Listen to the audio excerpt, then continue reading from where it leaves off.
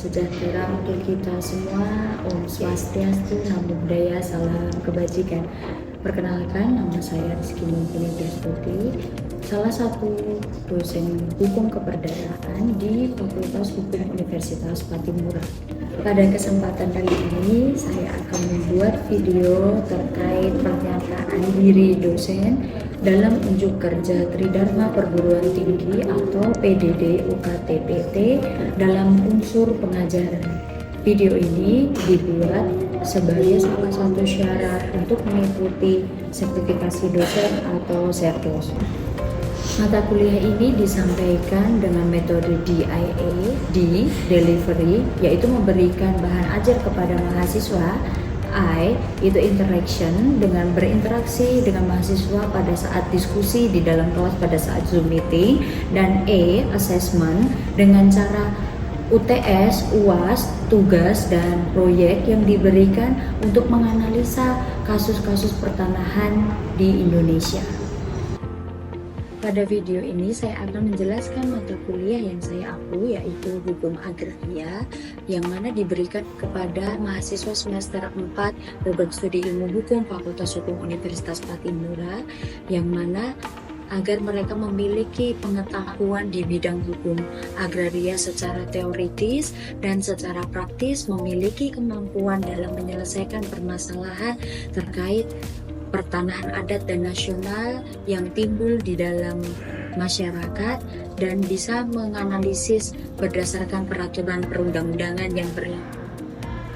Pada mata kuliah ini, subjek PMK yang pertama adalah mahasiswa mampu menguasai konsep dan teori dari ilmu hukum, dan pengetahuan dasar dalam ilmu hukum mencakup hukum perdata, hukum tata negara, hukum administrasi negara, hukum internasional, hukum agraria, hukum dagang, hukum lingkungan, baik secara material maupun secara formil. Yang kedua, mampu mengimplementasikan ilmu hukum berdasarkan kaidah, tata cara, dan etika ilmiah, menyusun hasil kajian yang bersifat normatif maupun empiris di bidang hukum dalam bentuk skripsi dan mengunggahnya pada laman perguruan tinggi, serta mampu mengambil keputusan yang tepat berdasarkan hasil kajian permasalahan di bidang ilmu hukum berdasarkan analisis ilmu hukum sesuai bahan hukum dan data hukum.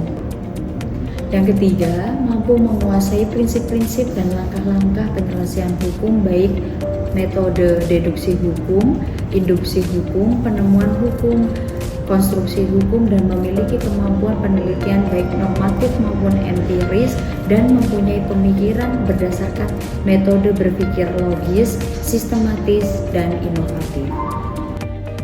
Subjek PMK pada mata kuliah ini diharapkan mahasiswa mampu menjelaskan konsep dasar hukum agraria, sejarah perkembangan hukum agraria, prinsip-prinsip hukum agraria, hak penguasaan atas tanah, pembidangan hak atas tanah, hak pengelolaan, administrasi pertanahan nasional dan tanah sebagai jaminan kredit, serta mampu mengkaji land reform dan kasus-kasus di bidang pertanahan di Indonesia. Sistem penilaian mata kuliah ini melihat dari partisipasi, tugas, UTS, UAS, dan proyek. Bobot nilai dari mata kuliah ini yaitu 25% partisipasi, 30% proyek, 5% tugas, 5% kuis, 10% UTS, dan 25% UAS. Berikut saya akan menampilkan video perkuliahan secara tatap muka yang saya lakukan di dalam kelas. Warahmatullahi wabarakatuh. Shalom, salam sejahtera untuk kita semua. Om Swastiastu, Namo Buddhaya, salam kebajikan. Selamat pagi mahasiswa semuanya. Pagi Bu. Oke, sehat ya semuanya hari ini. Oke, kita akan lanjut materi hari ini. Tapi sebelum saya masuk ke materi hari ini, kita kemarin sudah membahas tentang apa? Oke, jenis-jenis hak atas tanah. Jadi kita kemarin sudah membahas apa itu hak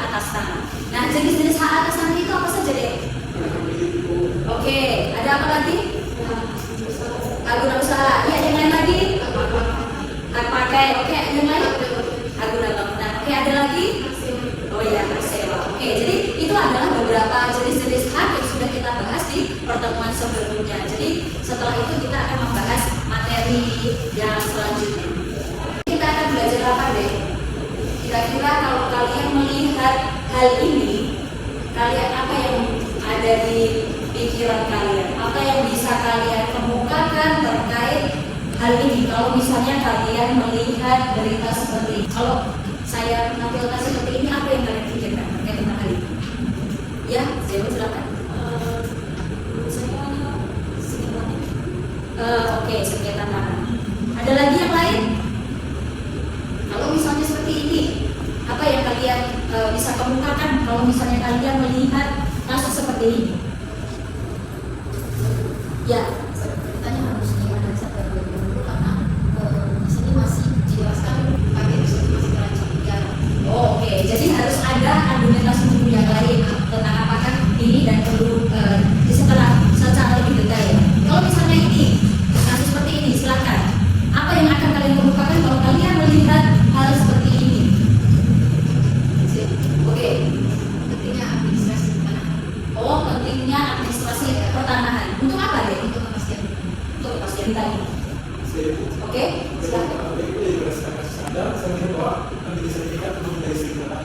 Pentingnya sertifikat untuk menghindari sengketa tanah. Oke, bagus juga. Jadi di sini itu memang kenapa perlunya sertifikat seperti yang dibilang oleh Billy tadi. Kenapa harus ada sertifikat? Nah, itu yang akan kita pelajari hari ini. Terkait apa? Administrasi pertanahan nasional. Semua itu diatur di dalam administrasi pertanahan nasional. Administrasi itu berkaitan dengan apa saja deh? Oke. Dokumen atau berkasan. Oke, yang lain lagi? Kalau misalnya administrasi itu terkait tentang apa? Administrasi Pelayanan. Oke, ada lagi adanya proses. Jadi ada proses di dalamnya. Itu adalah administrasi. Ada lagi? Apa lagi? Ya? ada pejabat Iya. Oke. Ada pejabat yang berwenang dalam hal melakukan prosedural ini semua. Ada keterlibatan pejabat yang berwenang. Dan satu lagi terkait tentang apa? Iya. Tanda tangan dari pihak siapa nih? Iya, dari pihak yang berwenang. Jadi karena ada pejabat yang berwenang, otomatis ada pengesahan atau legalitas dari pejabat yang mengeluarkan apa surat tersebut seperti itu. Makanya hari ini kita akan belajar terkait tentang administrasi pertanahan nasional. Harus rangkaian kegiatan karena dilakukan secara terus menerus. Kenapa terus menerus? Kalau setiap ada perubahan data yang dilakukan di dalam sertifikat tersebut itu memang harus dilakukan update, dilakukan pembaharuan data. Makanya disebut sebagai rangkaian kegiatan. Kegiatannya tidak hanya satu, lalu dilakukan secara terus menerus, berkesinambungan antara dari yang pertama sampai diganti ke selanjutnya itu adalah berkesinambungan, tidak terputus-putus. Lalu secara teratur, kenapa teratur? Tidak mungkin misalnya dari jual beli tiba-tiba langsung muncul sertifikat. Pasti ada prosedur lain dulu, tahapan-tahapan lain yang harus dilakukan. Makanya itu disebut sebagai teratur. Jadi ada tahap-tahap yang harus dilewatin dulu, baru sampai ke tahap yang terakhir. Terkait tentang apa? Dikumpulkan dulu, makanya ada pengumpulan. Pengumpulan apa? Data.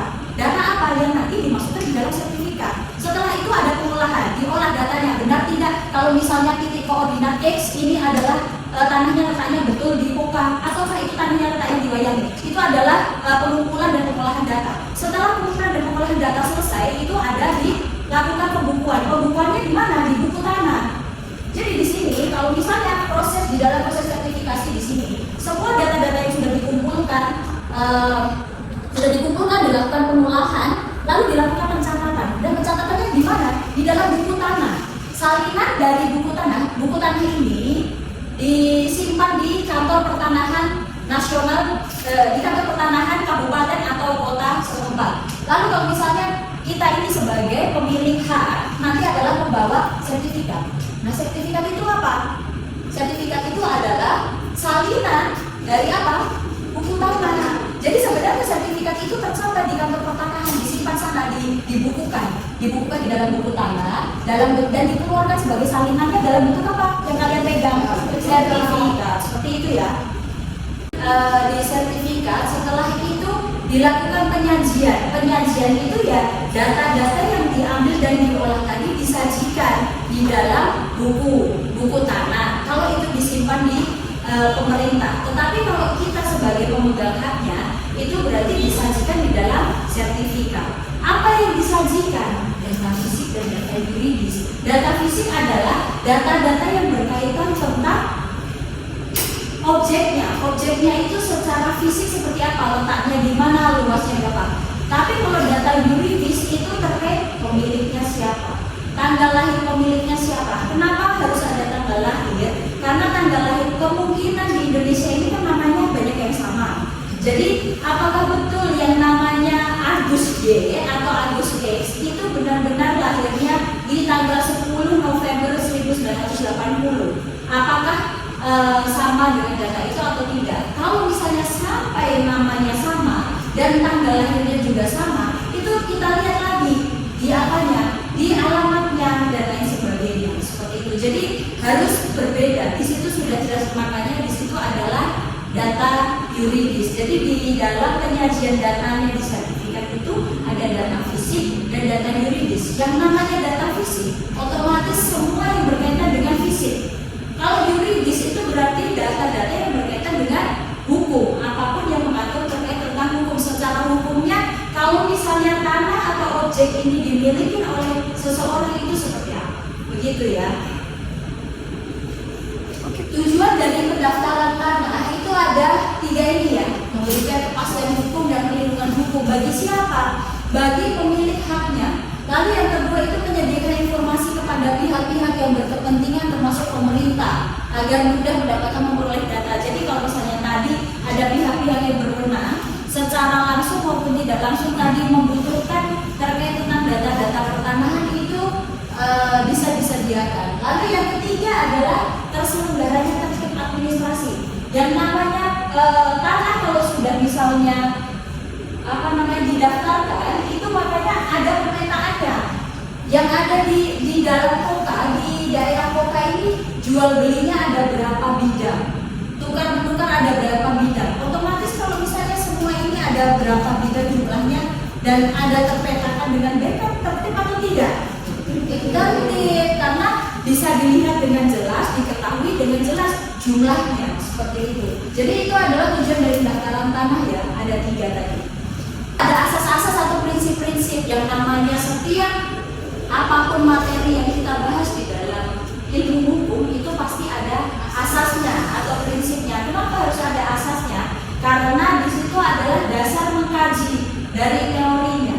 Ada dasarnya untuk mengkaji sebagai tolok ukurnya. Kalau misalnya materi ini diuji dengan asas atau prinsip seperti itu, bagaimana? Nah, di dalam administrasi pendaftaran tanah ini ada asas-asasnya, yaitu yang pertama ada asas sederhana.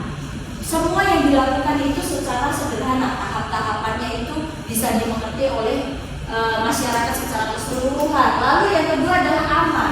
Kenapa? Penyelenggaraannya itu secara teliti dan cermat. Tadi kan dicek dulu tuh data fisik bagaimana, data yuridis bagaimana, kepemilikan siapa, luasnya berapa, tanahnya letak di mana. Itu karena termasuk asasnya aman karena dilakukan oleh pihak yang berwenang. Lalu yang ketiga adalah terjangkau. Ini asas ini mendefinisikan bahwa tahapannya yang dilakukan itu terjangkau oleh masyarakat. Lalu yang keempat mutakhir. Kenapa bisa dibilang mutakhir? Karena di sini setiap ada perubahan data yang ada di dalam sertifikat tersebut, di dalam prosedural sertifikasi ini, di sini ada perubahan datanya, baik data fisik, yuridis, atau misalnya data tanahnya itu hilang separuh karena banjir atau karena bencana alam lainnya, itu dia akan diukur ulang, dilakukan pendataan ulang, baik itu secara yuridis maupun secara fisik. Makanya disebut sebagai mutakhir, asas mutakhir, karena setiap ada perubahan data itu ada dicatatkan sehingga disebut sebagai mutakhir. Dan yang terakhir adalah terbuka. Terbuka oleh siapa?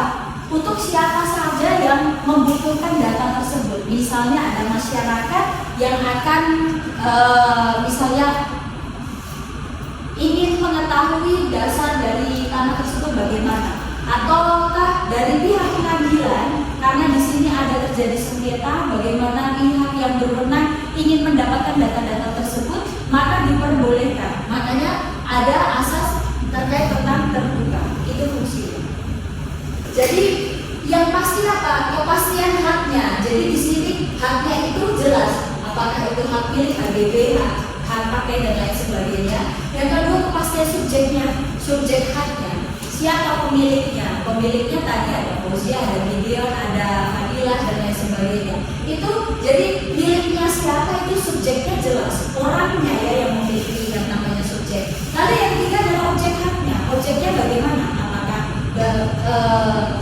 betul itu objeknya terletak di pasung, terletak di Baheru dan lain sebagainya.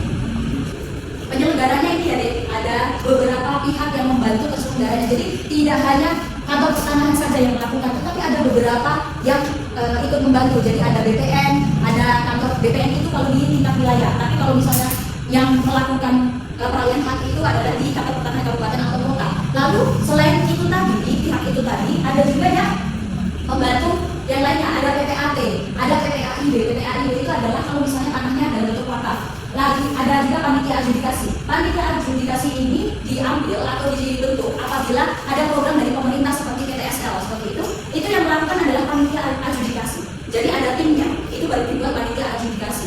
Lalu ada pejabat dari kantor lelang. Ini apabila tanahnya itu didasarkan dalam bentuk lelang. Misalnya kalian membeli bukan dari perorangan, tetapi dari kantor lelang. Kalian membeli tanah melalui lelang, akhirnya yang membantu adalah pejabat kantor lelang. Dan nanti dasar hukumnya dari pembelian lelang itu apa? Risalah lelangnya. Kalian menang lelang, lalu diberikan risalah lelang bahwa memang betul kalian yang sudah membeli tanah ini. Risalah lelangnya itu dibawa ke kantor pertanahan kabupaten atau kota setempat untuk dilakukan pendaftaran tanah seperti itu.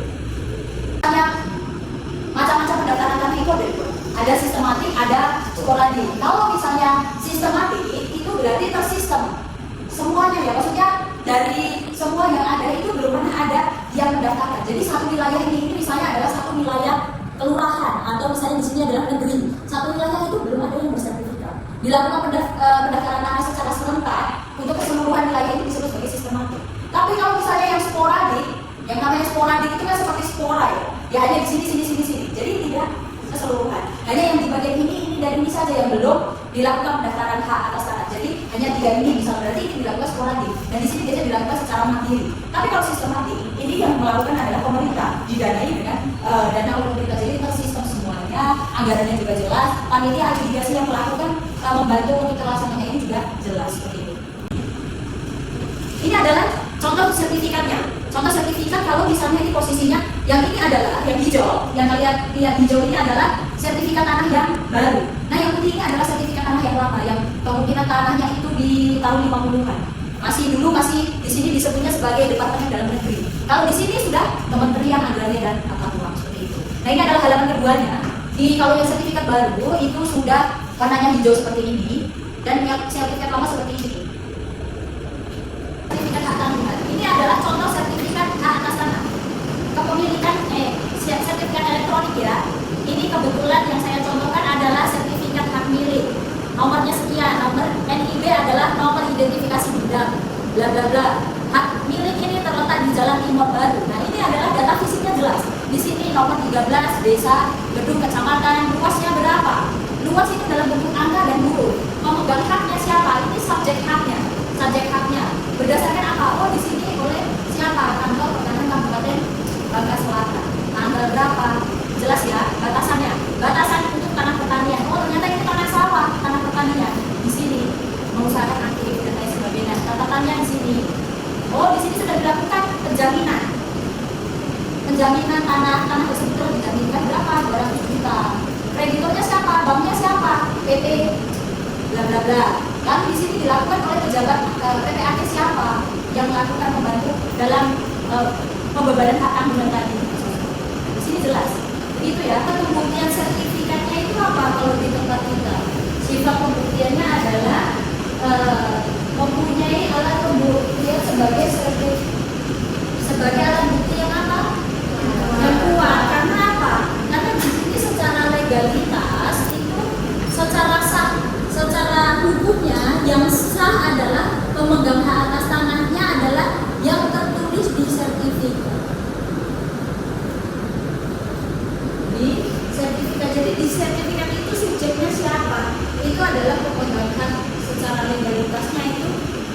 siapa sudah jelas. Jadi di dalam hal ini alat pembuktiannya itu adalah sebagai alat pembuktian yang kedua. Lalu yang namanya kalau misalnya data tanah kita sudah dalam sertifikat, itu kan bisa dipublikasikan. Nah, sistem publikasi yang dilakukan di negara ini adalah sistem publikasi positif bertendensi negatif. Kalau misalnya di seluruh dunia itu sistem publikasinya ada dua. Yang satunya sistem publikasi positif dan yang kedua adalah sistem publikasi negatif. Tetapi kalau di tempat kita itu berlaku setengah-setengah. Sistem publikasi positif bertendensi negatif. Kalau misalnya positif itu di mana? Kalau yang positif itu ada kekeliruan data sedikit pun itu dilakukan ganti kerugian secara keseluruhan, baik itu kerugian material maupun kerugian imaterial. Tetapi kalau misalnya sistem publikasi positif bertendensi negatif seperti yang dianut oleh negara Indonesia, itu apabila ada kesalahan nanti dicocokkan dulu siapa yang salah, apakah pemohonnya ataukah yang melakukan pencatatan di kantor pertanahan setempat yang melakukan kesalahan. Makanya dia hanya melakukan, kenapa disebut sebagai positif bertendensi negatif, datanya itu sebenarnya positif. Negatifnya kalau misalnya ada beberapa yang melaporkan, kalau misalnya dilaporkan ternyata ada ganda dan lain sebagainya tumpang tindih, itu baru dikoreksi seperti itu. Jadi makanya punya kita adalah positif bertendensi negatif. Kalau misalnya yang positif itu semua keseluruhan kerugian itu ditanggung oleh negara. Tapi kalau misalnya seperti sistem punya kita yang positif bertendensi negatif itu dilakukan pengecekan ulang. Bagaimana? Apakah nanti itu benar atau salah seperti itu? Oke, setelah saya menjelaskan beberapa materi tadi, ini kalau misalnya saudara saya tampilkan ulang seperti ini, kalian bisa berpendapat seperti apa? Kalau di awal tadi kan kalian belum mengetahui bahwa apakah itu terkait tentang administrasi pertanahan nasional, terkait tentang sertifikasinya, terkait dengan sertifikatnya seperti apa, prosedurnya seperti apa, kalian belum tahu. Sekarang kalau misalnya sudah seperti ini bagaimana? Kalau sudah tahu, ya silakan Gerald.